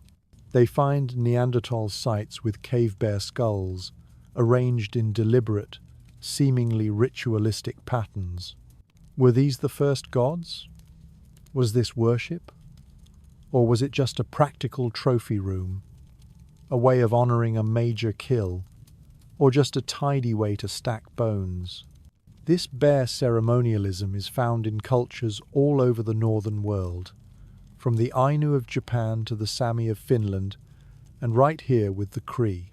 The bear was the grandmother's brother, the man of the forest, a creature so human-like it can stand on two legs, its hands are dexterous, that to hunt it required a set of deep spiritual rules. You couldn't just kill it, you had to ask it, appease its spirit, and thank it for its gift. You are kneeling at the doorway of that very same ancient 100,000-year-old mystery. The air is still. You and the sleeping bear. You feel like you've been let in on the forest's deepest, most vulnerable secret. You place your hand on the snow, a few feet from the hole. You can't feel any warmth, but you imagine you can. You imagine the massive, slow heartbeat just below your palm. It's time to go. This feels too intimate, too much like trespassing. You back away slowly, sliding down the bank on your backside, making far more noise than you'd like. You stand at the bottom, brush yourself off, and look back. The frost-rimmed hole is invisible again from this distance. It has vanished. But you know it's there. The forest now feels occupied. The grouse is in the snow. The bear is under the snow. You've been walking on a two-dimensional map, but the world is three-dimensional, and that makes you think, if a bear is down there, what else is? What about the tiny things? The little lives that don't need a massive den, but just use the snow itself as their entire world? You slide the last few feet down the ridge, your respect for the sleeping bear settling into a quiet awe. That single, tiny, frost-rimmed breathing hole has changed everything. The grouse was in the snow. The bear was under the snow. You've been walking on a two-dimensional map, but the world is three-dimensional, and most of it is hidden. You're standing, breathing in the cold, sharp air, and it hits you. You are walking on a roof. The entire forest floor is not a floor. It is the ceiling of a vast, complex, and frantic city. This is the Subnivean zone, a term you'd find in a textbook, but it feels so much more real now. It's the shallow, insulated, and surprisingly stable layer of air and space that forms between the frozen, heat-radiating Earth and the bottom of the deep snowpack. While you're up here, turning into a human icicle at 15 below, the temperature down there is holding at a steady, comfortable 32 degrees Fahrenheit, or 0 Celsius. It's a winter-long tropical resort for the very, very small. And now that you're looking for it, you see the signs of this invisible city everywhere. You walk over to a patch of tall, dried grass last summer's goldenrod. Maybe that pokes up like bristles from the snow. At the base of one of the stalks, you find a tiny hole, no bigger than your thumb. It's a perfect, neat, circular opening. It's not a footprint, it's a doorway, a ventilation shaft. You found the chimney for a mouse or a vole's den. You get on your knees again. Your knees by this point have lost all feeling and are probably petitioning to be traded to a new body. You lean in close. You can't smell anything, you can't hear anything, but you know you're peering into someone's hallway. You follow the line of grass stems and find another and another. This is a highway. The mice and voles, safe from the owls and hawks, move in a vast network of tunnels. They travel from grass stalk base to grass stalk base, eating the frozen seeds. They burrow down to the leaf litter to find frozen berries. They are living a complete, busy, and dangerous life in a world you can't even see. You stand up and walk toward a flatter, more open area. The snow here isn't perfectly smooth. It has slight, meandering, raised ridges, like a miniature, winding mountain range. These are snow eskers. A vole, tunneling just below the surface, has pushed the snow up as it went. You're looking at a perfect 3D map of its subway system. And this, right here, is the mainstream historical fact of predator-prey knowledge. For an Anishinaabe or a Mi'kmaq hunter, these tiny signs were not just cute, they were a vital tool. You don't just hunt the animal, you hunt the animal's hunter. A patch of snow covered in these mouse tunnels is the equivalent of a neon-lit 24-hour diner. It's a place where foxes, weasels, and martens come to hunt. A tracker, seeing this, wouldn't bother trying to catch the mice.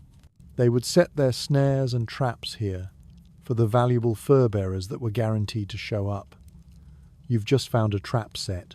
This brings you back to the fox. Remember that tightrope direct register trot from section 5? Remember the plunge? This is what it was listening for. It wasn't just walking, it was patrolling. It was walking, silently, its satellite dish ears triangulating the faint scratches and squeaks of a vole moving through its tunnel 10 inches under the snow. And the plunge wasn't a dive into snow. It was a precision, face-first missile strike, crashing through the roof of a rodent's living room. The fox is the owl of the Subnavian world. But the fox isn't the most specialized hunter of this world. You notice a different set of tracks, ones you hadn't seen before. They are tiny, in a 2x2 bounding pattern, like a miniature rabbit.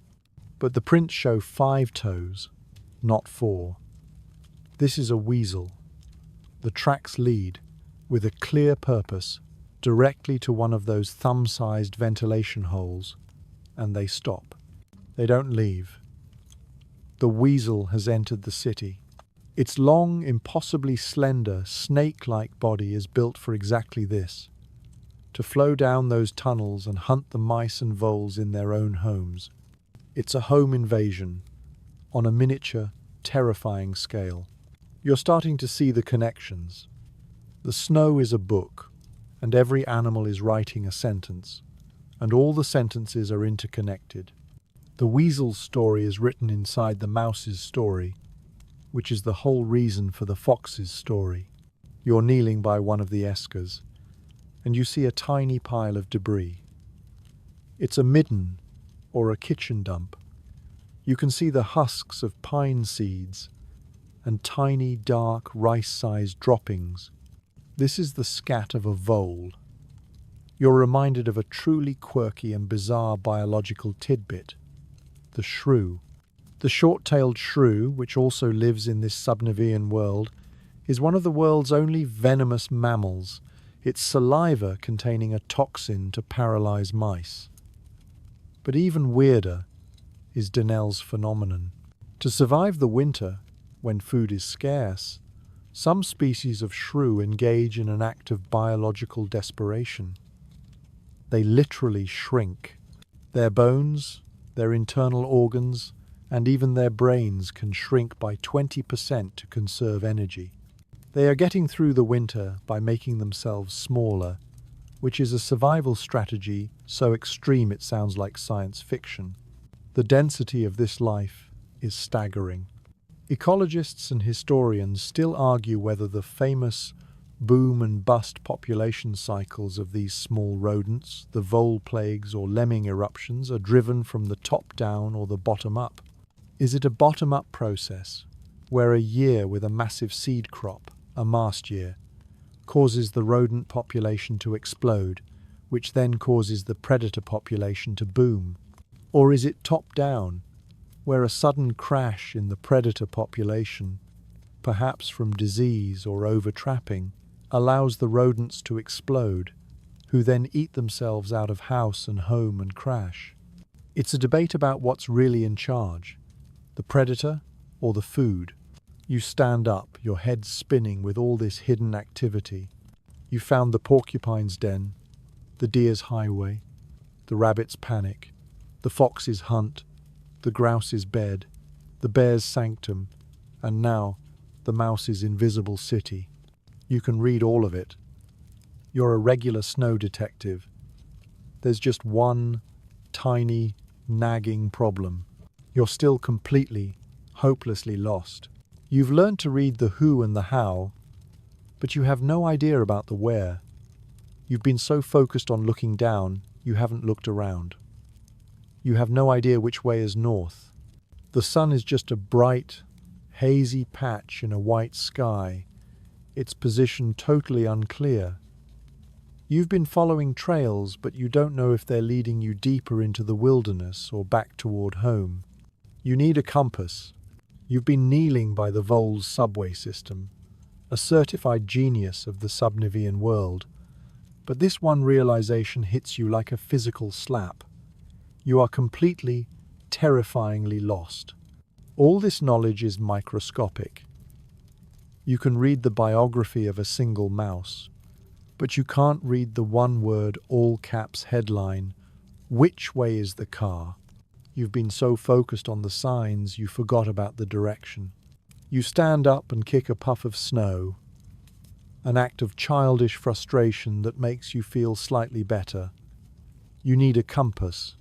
You have your phone, of course, but it's a frozen, black rectangle of betrayal, its battery having given up the ghost about 3 hours ago. No GPS, no map, no little red arrow to tell you where you are. You're back to the silence. But now it's taunting you. You look up. The Sunday. It's the original compass. But today it's not playing fair. It's just a diffused, hazy, obnoxiously bright patch in a pearly white sky. You can't see the disk. You can't do the old point the shadow stick trick, because there are no sharp shadows. It's just a general vague brightness in one quadrant of the sky. You can guess that's south, given it's midday in the northern hemisphere, but guessing is a terrible way to navigate. A 10-degree error, and you'll walk in a giant, hopeless circle, a classic, and frankly cliché, way to die in the woods. You need something more precise. You need to use the land itself. The animals are too unreliable. They're just wandering, living their lives. You need to read the physics of the forest. You need to find a natural compass needle, one that's bolted to the ground. You turn your attention to the snow itself. You just watched it being erased by the wind, but you also watched it being melted by the Sunday. You walk over to a huge, solitary pine tree. Its bark is dark, almost black, and deeply furrowed. On one side of the trunk, the snow is clinging to it, piled up in every crevice, caked on like thick white frosting. You walk around the tree. The other side is almost bare. The dark bark is exposed, and you can even see a tiny, single drop of meltwater frozen into a mini icicle on a piece of bark. You've found it. Dark objects absorb solar radiation. The side of the tree that gets the most sun, the most direct heat, will be the warmest. That side will melt the snow, or even prevent it from sticking in the first place. In the northern hemisphere, the hot side is south. You've just found south. You check your work. You're a good detective. You need a second witness. You find a large boulder, a glacial erratic, as your high school geology teacher would have called it, shouldering its way out of the snow. The pattern is even clearer here. The north-facing side of the rock is plastered in wind-blown snow, and a deep drift has piled up at its base, a wind shadow. But the south side is a different story. The dark grey rock is bare, and at its base, there's a hollow ring, a melt pit. The rock has been acting like a little space heater, absorbing the sun's weak rays and radiating that heat, melting a perfect 3-inch moat right around itself. South. Confirmed. This skill, this non-instrumental navigation, is an ancient human art. A mainstream historical fact that puts this in perspective is the staggering ability of Polynesian wayfinders. These navigators could guide a canoe across thousands of miles of open, featureless ocean using only the environment. They read the stars, yes, but they also read the signature of ocean swells as they refracted around distant invisible islands and the flight paths of birds. This is the exact same skill, just a different ocean. You are reading the shadow of the sun, not in the water, but in the snow. Now you have a third witness, the wind. You remember from section 7, when it was trying to erase your world, that it was a steady, scouring force from the northwest. You turn your face. You can feel it, still a cold pressure on your right cheek. The wind has left its own tracks. The open patches of snow aren't smooth.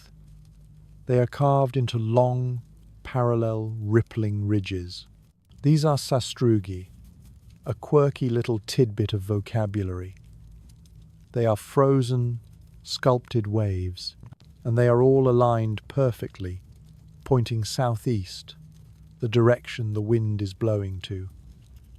The entire landscape is a compass, with a massive, wind-carved needle. But the plants themselves are the best map. You look at the trees as a whole. The pines and spruces, the branches on one side seem fuller, longer, and they seem to be reaching up toward the light. On the other side, they're sparser, shorter. This is phototropism.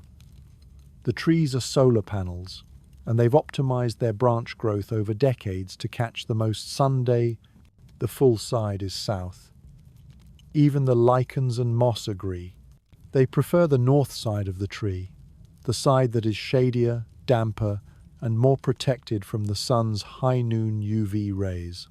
Historians and botanists still argue whether the compass plant, Silphium laciniatum, of the American prairies, is a genuine navigational tool or just a folk myth. The plant has large, deeply cut leaves, and the claim, first recorded in the 19th century, was that the leaves align themselves on a north-south axis to minimize exposure to the hottest part of the midday sun, while still catching the morning and evening rays. While some studies show a tendency for this, the idea that a lost pioneer could just look at a field of silphium and get a perfect north bearing is heavily debated. It's a reminder that nature's rules are often just strong suggestions. But you don't have one compass plant. You have a whole forest of them. The melt on the bark, the pit by the rock, the wind's sastrugi, and the shape of the branches, they all agree. You point your finger. That is south. You turn 180 degrees. That is north. You feel a surge of pure, unadulterated, I am a genius and will not die today relief. You have a bearing.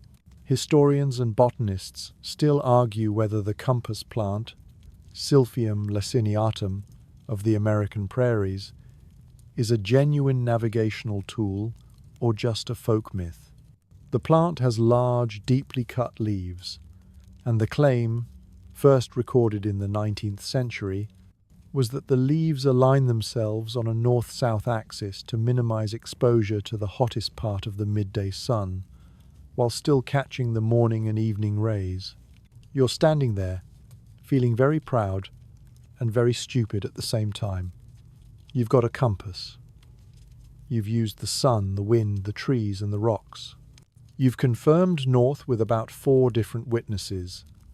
You are, for this one, shining moment, a master of solar and botanical navigation, and it is completely 100% useless.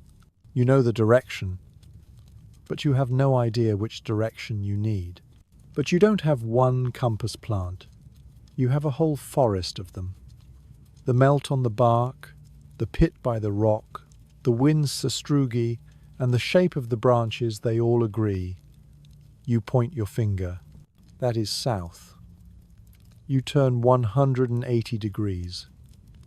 That is north.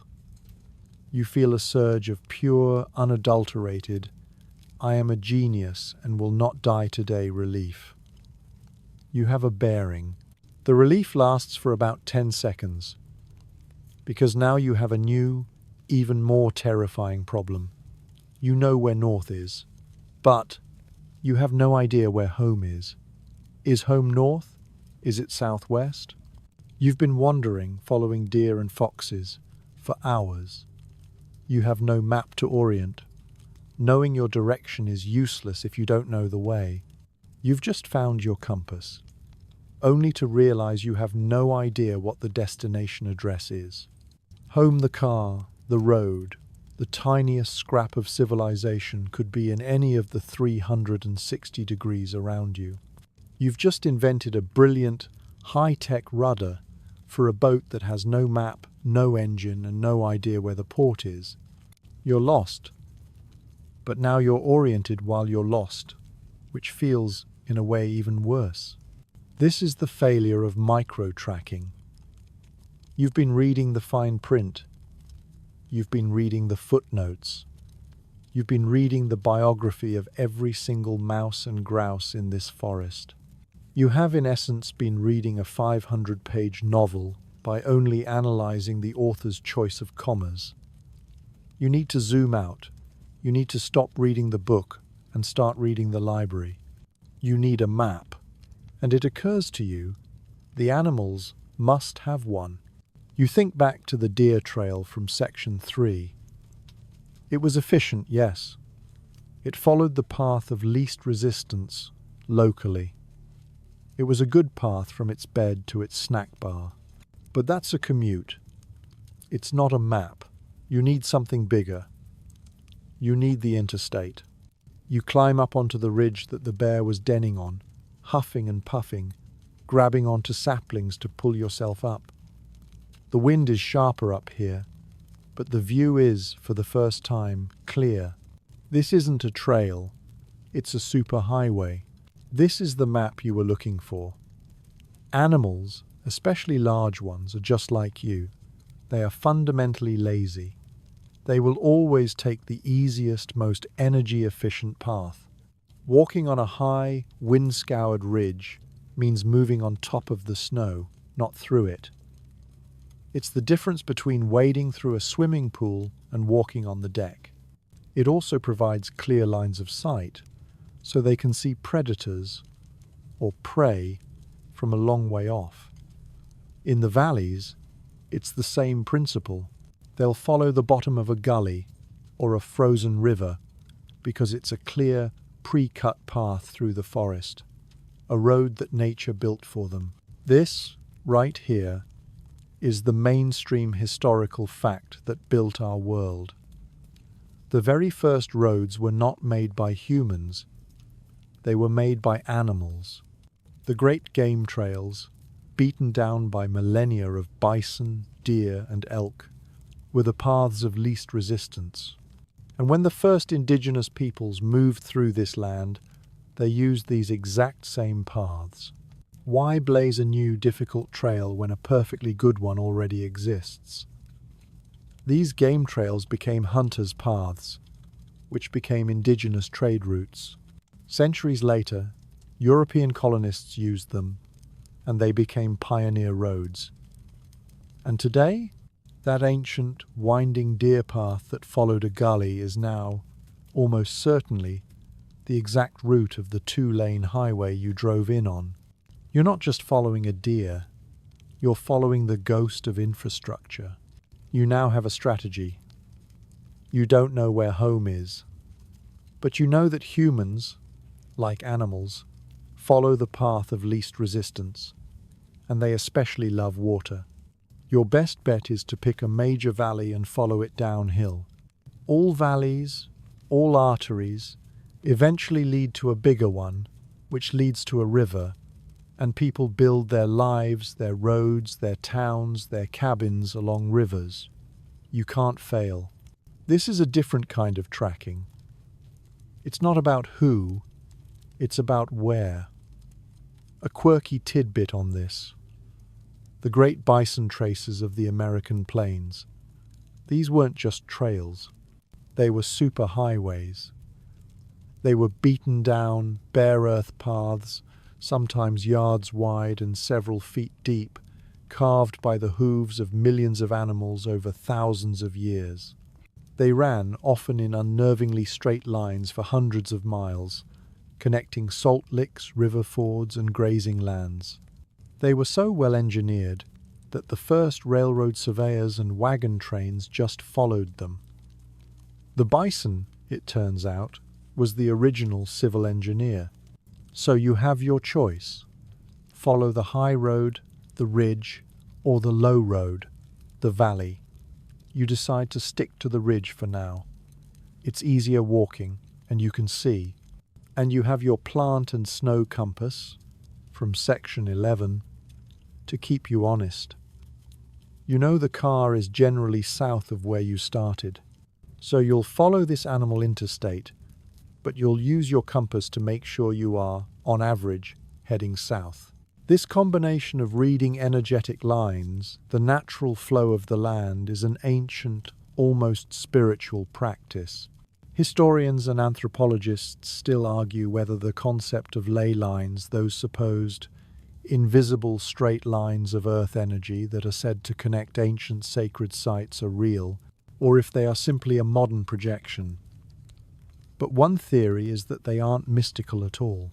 They are just the most efficient straight-line paths across a landscape, the ancient bison traces of the human world. A sacred path might just have been a smart path first. You turn and face south, using the bare bark on the trees as your guide. The wind is at your back. The ridgetop highway is clear. You start to walk. And for the first time today, you're not just wandering. You're not just surviving. You are navigating. You're walking with purpose. The silence is no longer a threat. It's just background noise. You walk for 10, then 20 minutes. Your confidence building with every step. You're the master of this frozen world. And then you see a new set of tracks joining the highway, and your confidence evaporates, replaced by a cold electric shock of pure, unadulterated fear. These tracks are huge. They are round. They have 5 toes and deep, non-retractable claw marks. And there isn't just one set. There are many. They are running together, and they are fresh. You've just walked onto the highway, right into the middle of a wolf pack. That little surge of "I am a genius" navigation pride lasts for about 3 seconds. It freezes, shatters, and falls at your feet with a silent, glassy tinkle. The tracks. They are not deer. They are not fox. They are huge. They are round, 5-toed, and the snow has been pressed down so hard you can see the distinct, blunt, non-retractable claw marks at the tip of each toe. These are the tracks of Canis lupus, a wolf. And you're not looking at a track, you are looking at a road of them. Your stomach does a cold, slow flip, as if it's just realized it's on a roller coaster it never agreed to ride. You immediately drop into a crouch, a completely useless, primitive instinct, as if being 2 feet shorter will make you invisible to the masters of this forest.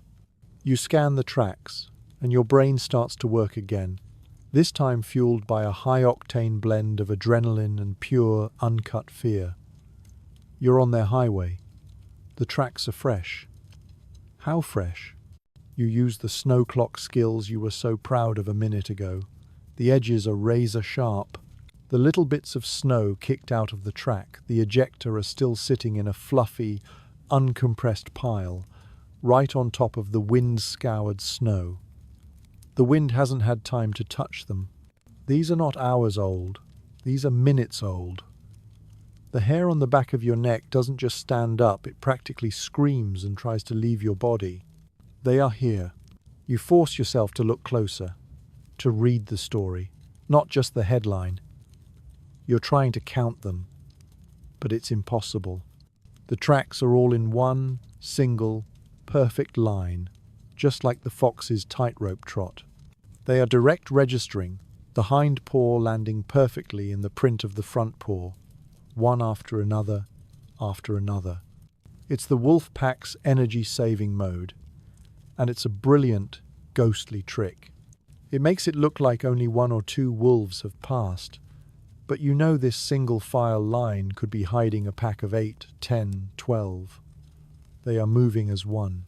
They are moving with a steady, loping gait, the intertrail distance long and consistent.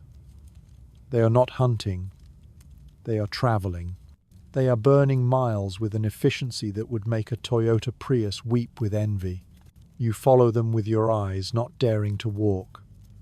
The trail continues along the spine of the ridge, and then, in an open, wind-scoured patch, it fans out. They broke their single-file discipline. And now you can see them. You can read the social hierarchy. There, 2 sets of massive tracks, the paws splayed and heavy, walking side by side. The alpha pair, the leaders, as confident as royalty, flanking them are several other, slightly smaller tracks, the betas and subordinates. And over here, you see a set of smaller, bouncier, more erratic prints. A juvenile, or a yearling, still too full of clumsy energy to maintain the pack's grim, purposeful pace. You even see a joke. There's a chaotic splash in the snow, a body slam mark, where 2 of them clearly tumbled, rolled, and played for a second, like 2 Labrador retrievers in a dog park. It's the most unsettling thing you've seen all day. You are pants-wettingly terrified of an animal that, 5 minutes ago, was having a tickle fight. It's a bizarre, disarming moment. You're trying to cast them as monsters, and they're busy being a family. Then you see the other signs, the windproof signs. On a small, prominent boulder that the wind has swept clean, there is a dark, yellow ice stain, a scent post. The alpha male has marked his territory, a clear, pungent, "This is ours, and you are not" message to any other wolf. You've just been served a no trespassing warrant by an animal you really don't want to argue with. You see scat, too. It's not the fibrous pellets of the deer. It's a scat sickle, frozen, dark, twisted, and full of fur. You can see the white hairs of a snowshoe hare and the darker, coarser hairs of a deer. This is a forensic report, a What We've Eaten Lately newsletter. They are healthy and they are successful. This all points to a mainstream historical fact that is often lost in our modern big bad wolf fairy tales. For many indigenous North American cultures, the wolf was not a demon. It was a competitor and a teacher. They were the other intelligent hunter on the landscape. Many tribes, like the Lakota, had a Shungmanitu wolf clan, and they admired the wolf for its family loyalty, its endurance, and its peerless hunting skill. To hunt like a wolf was to hunt with intelligence, cooperation, and patience. You, on the other hand, are blundering like a tourist, and you're pretty sure there is no clan for that. This complex relationship is at the heart of a debate that historians and ecologists still argue about. Was the continent-wide extirpation, local extinction, of the wolf from the lower 48 states really about protecting livestock? Or was it something deeper? Was it an economic war to protect sheep? Or was it a philosophical war, a need by an advancing, civilized culture to eliminate a powerful, symbolic rival, to eliminate the wildness that the wolf represented? Looking at these tracks, which are so full of purpose and intelligence, you lean toward the latter. This is not a pest, this is a nation. You're reminded of a quirky and slightly spooky tidbit about their howls. You've heard they howl at the moon, but that's a myth. They howl to communicate, to gather the pack, to warn off rivals, to define their territory, And researchers have found that wolf packs in different regions have distinct dialects and accents. You are in a foreign country, and you do not speak the language. The tracks are so fresh. They are moving in the same direction you want to go, south, along the ridge. They are in front of you. This is good, right? You're not following them. You're on the same road. But then, a new, colder thought. What if they stopped? What if they're just over that next rise, watching you? The silence of the forest is suddenly not empty. It is full. It is a listening silence. You are slow, you are loud, you are wearing a bright red jacket, and you realize, prey. You are a 180-pound, badly wrapped energy bar, walking on their road. That cheeky "you probably won't survive this" line from the intro is no longer a joke. It's a distinct, terrifying possibility. You must get off this highway.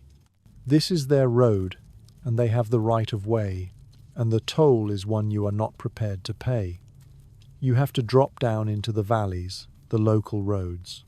As you look over the edge of the ridge, down into the deep, quiet, tree-filled gully, you feel a new, powerful, and very non-predatory feeling.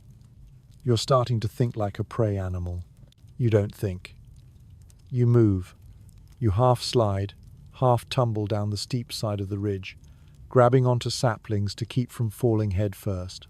You land in a deep drift at the bottom of the gully with a loud whooshing thump that sends a plume of powder up into your face, filling your nose and mouth with the cold, metallic taste of snow. You spit and gasp, your heart hammering against your ribs not from the exertion but from the terror. You're off the highway. You're in the deep woods, the back roads, and the silence that rushes back in is a different kind. Up on the ridge, the silence was expansive, wind-scoured, and listening. Down here, in the gully, it's a heavy, muffled, waiting silence. The snow is twice as deep, a thick, soft, sound-absorbing blanket that muffles your own panicked breathing. The wind is gone, blocked by the ridge and the dense canopy of spruce and hemlock. It's almost warm. Or maybe you're just in shock. You crouch there for a long time, listening. You listen for the howl. You listen for the pad, pad, pad of a loping trot. You hear nothing, just the thump, thump, thump of your own heart, which sounds embarrassingly loud. A frantic drumbeat telegraphing, "I am scared," and probably delicious to the entire forest. That encounter, that almost encounter, has changed you. You've just been kicked off the top of the intellectual food chain. All that analytical, left brain, "I am a detective" tracking? It's gone. It evaporated, replaced by a much older, simpler, and more powerful instinct. The instinct of prey. You are not reading the forest anymore. You are feeling it. Every dark shadow is a hiding place. Every open patch is a kill zone. Your head is on a swivel. Your senses are cranked up to a level you didn't know you possessed. You can smell the sharp, resinous tang of the spruce. You can feel the slight drop in temperature as you move under a hemlock's shade. This is the other kind of tracking. This is the spiritual read. This is the part that doesn't get into the field guides. You're beginning to understand that a master tracker doesn't just read the physical signs. They read the intent. They read the emotion. This is the state of mind where the tracker, after days on a trail, begins to feel the animal's next move. They don't just know the deer stopped here to browse. They feel the deer's hunger, its caution, its desire to move toward the safety of the thicket. This is the mainstream historical fact of the stalk. For an indigenous hunter, the final approach to a kill was not just a physical act of stealth, it was a spiritual one. The hunter had to become the deer. They had to match its rhythm, its mindset. They had to move with such deep intuitive understanding that the deer, upon sensing them, would not bolt in terror, but would almost be confused, as if seeing a part of its own spirit. The great Apache warrior and tracker, Geronimo, was said to be a master of this, able to move so perfectly with the land that he could disappear in an open field, becoming just another rock, another bush. He wasn't just hiding. He was belonging in a way that you, with your bright red jacket and panicked breathing, can only dream of. You stand up, moving slowly. You're not looking for tracks anymore. You're looking for paths. You're looking for the flow. This gully, you feel, wants to go south. It feels right. You start to walk, and your movement is different. You're not plunging anymore. You're testing the snow with each step, shifting your weight, trying to move as quietly as that fox. You're a terrible fox. You sound like a washing machine falling down a flight of stairs, but you're trying. A quirky and much debated tidbit from the fringes of tracking lore is the idea of reading the energy of a track.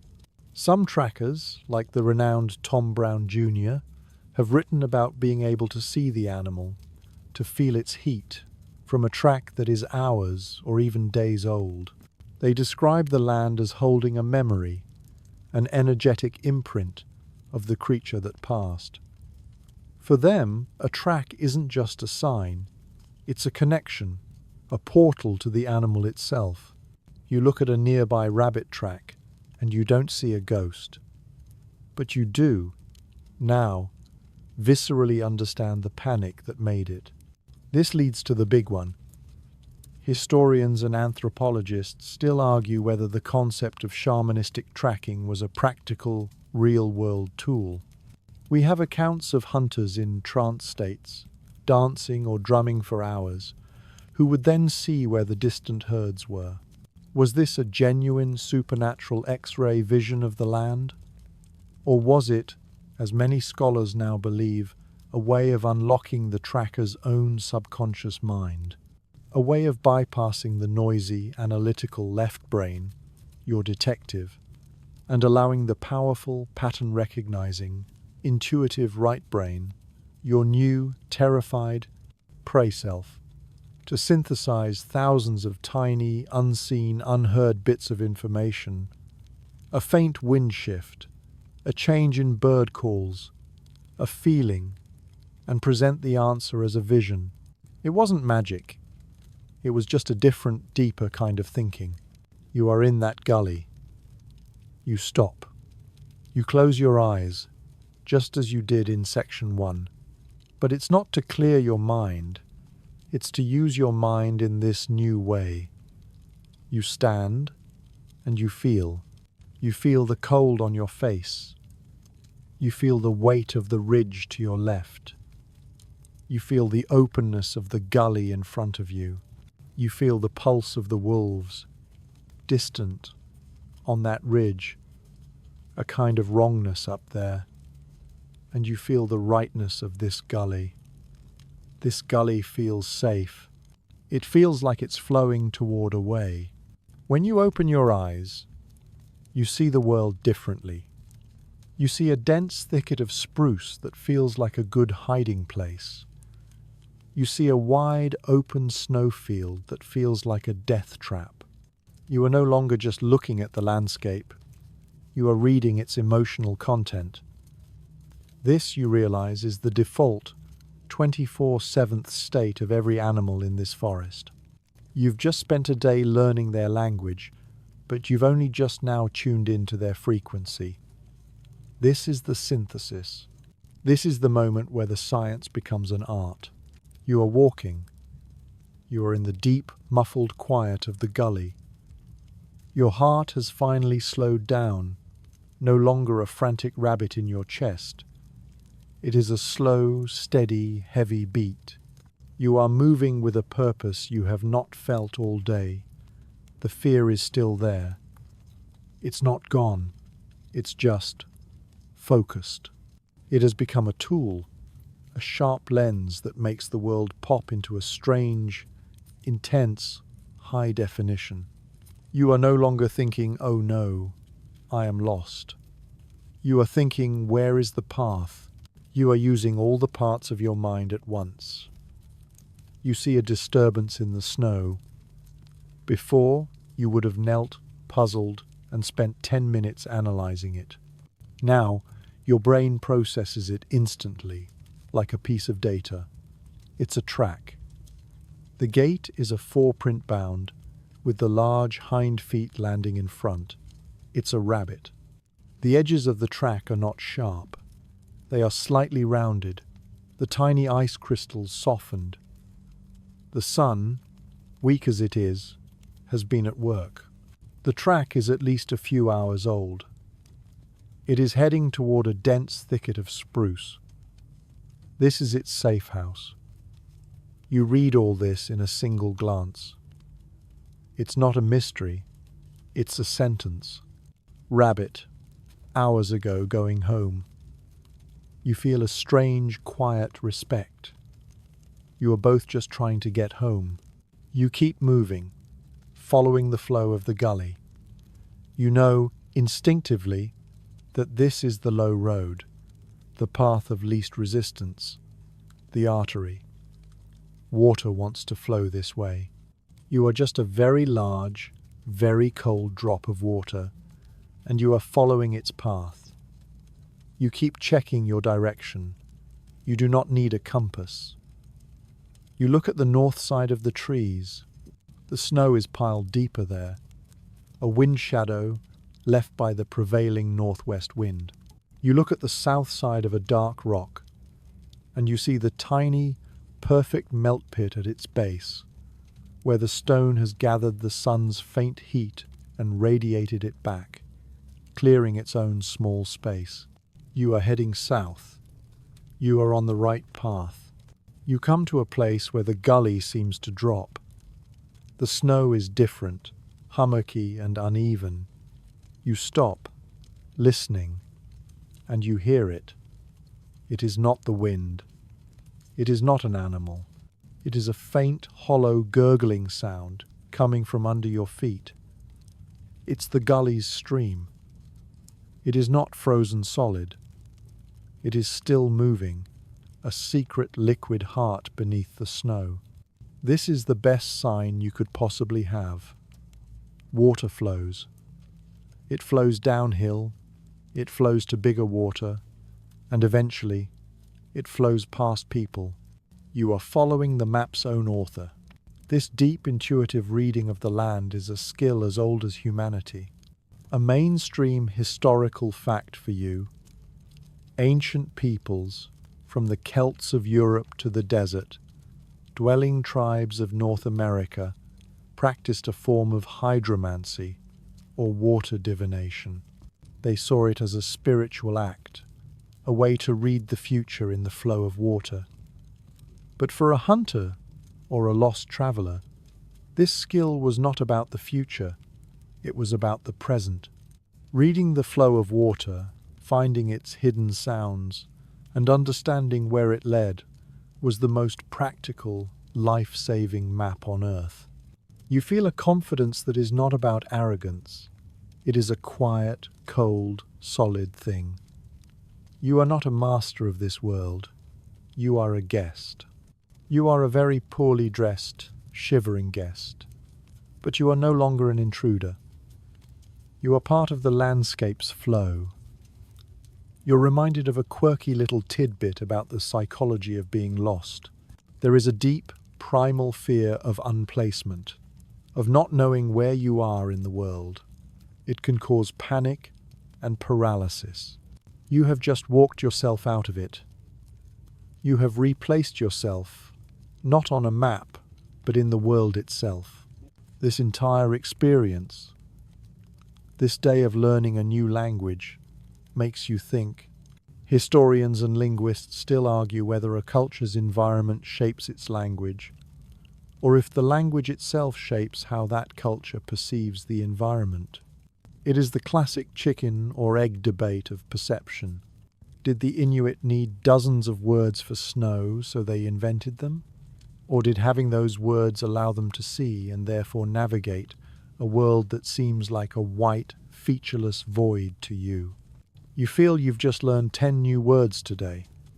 South-facing bark melt, wind scour ridge, mouse tunnel esker. And these new words have made the void visible. They have given you a way to read the blank page. You are synthesizing everything. You are reading the gait of the land in its ridges and gullies. You are reading the aging of the day in the sun's angle on the trees. You are reading the environment in the sound of the hidden stream. And you are reading your intuition, that deep, animal part of your brain that is no longer shouting in panic but is whispering, this way is safe. The gully widens. The trees are thinner here. You can see more of the bright, hazy sky. You push through a screen of young, snow-laden pine boughs, and you see something that makes your heart stop, then restart with a painful, joyful lurch. It is not a natural sign. It is a bright, garish, rectangular piece of blue plastic, half buried in a drift. A granola bar wrapper. It is the most beautiful piece of trash you have ever seen. It is human scat. It is a sign. You almost run.